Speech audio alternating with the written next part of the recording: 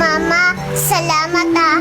Simula paglabas ko, ikaw ang kasama. Una nagturo kung paanong magsulat at magbasa. Minsan nga napapalo at pinagsasabihan pa. Ma, ikaw ang nagturo sa akin kung paano maging mabuti sa kapwa. Mama, alam kong pagod ka na. Alam kong minsan umiiyak ka dahil sa problema ng pamilya. Pero hindi mo lang pinakikita.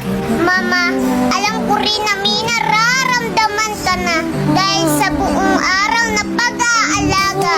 Walang sawa sa paggawa sa bahay. Ma, wala ka ng pahinga.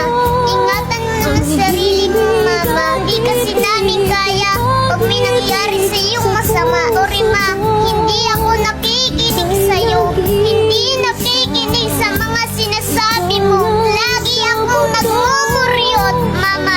Hindi man ako madalas mag-I love you sa'yo.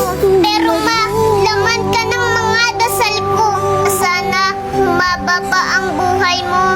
Gusto ko kasing makita mo na magtagumpay ako balang araw para masuklian naman lahat ng paghihirap mo.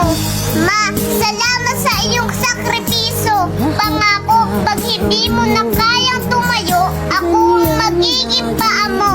Kung mahina na ang pagdinig mo, ayos lang, hindi ako mapapagod sa'yo. Kaya sana sa mga batang tulad ko, habang maaga at malakas